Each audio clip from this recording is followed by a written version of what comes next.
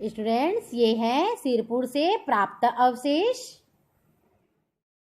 ये देखिए सिरपुर से प्राप्त अवशेष।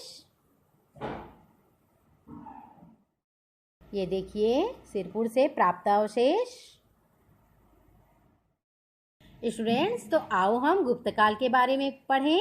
गुप्तकाल का प्रभाव 300 ईस्वी से 500 ईस्वी तक रहा। यानी हम आज से लगभग 1700 साल पहले की बातें पढ़ेंगे। उस समय तक आते आते भारत के हर क्षेत्र में लोग खेती करने लगे थे। गांव सघन हुआ करते थे और उनके बीच कई छोटे छोटे शहर भी बस गए थे। इसके साथ साथ समय के साथ साथ पूरे भारत में अनेकों छोटे छोटे राज्य भी बन गए थे और उन राज्यों में अपना अपना राजवंश और राजा हुआ करता था। इस काल में छत्तीसगढ़ दक्षिण कौशल के नाम से जाना जाता था। गुप्तकाल में यहाँ पर श्रीपुर यानी सिरपुर जैसे प्रमुख वैभवशाली नगर का उदय हो चुका था। दक्षिण कौशल के अंतर्गत वर्तमान छत्तीसगढ़ राज्य के बिलासपुर, रायपुर, दुर्ग, राजनांदगांव और उड़ीसा राज्य के संबलपुर जिले आते थे। इस समय उस इलाके में राजा महेंद्र सिंह भी समुद्रगुप्त से पराजित हो गए थे और समुद्रगुप्त ने महेंद्र से वार्षिक कर लेकर उसका राज्य वापस कर दिया था और उसे स्वतंत्र राज्य घोषित कर दिया था।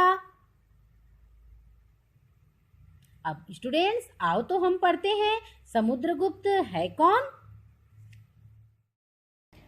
समुद्रगुप्त उस समय मगध वर्तमान बिहार राज्य में जो अभी वर्तमान में बिहार राज्य में है में गुप्त वंश के राजाओं का शासन था। समुद्रगुप्त इसी राजवंश का एक महत्वपूर्ण राजा था। उसकी राजधानी पाटलिपुत्र थी जिसे अभी पटना कहते हैं। उन दिनों शक्तिशाली राजा दूसरे राज्यों पर हमला करते थे। वे दूसरे राज्यों को अपने राज्य में मिलाना चाहते थे ताकि उनका अपना राज्य बड़ा हो और उन्हें ज़्यादा से ज़्यादा आमदनी हो। समुद्रगुप्त भी यही चाहता था। समुद्रगुप्त की प्रशंसा इलाहाबाद के एक स्तंभ खंबे पर अभी भी लिखा हुआ है। उस शिलालेख के अनुसार समुद्रगुप्त ने आर्यावर्त, उत्तर भारत और आटविक राज्य यानी वनांचल तथा दक्षिणापथ यानी दक्षिण भारत के कई राज्यों को हराया। दक्षिणापथ में जिन राज्यों को उसने हराया उनमें से 2 राज्य वर्तमान छत्तीसगढ़ राज्य में थे, जो हैं दक्षिण कौशल जिसकी राजधानी सिरपुर थी और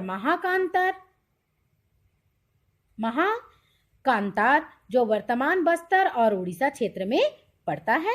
समुद्रगुप्त ने आर्यावर्त के राजाओं को हराकर उसके राज्यों को अपने राज्य में मिला लिया। इस तरह उसका राज्य बहुत बड़ा हो गया और वह उत्तर भारत का सबसे बड़ा शक्तिशाली राजा बन गया।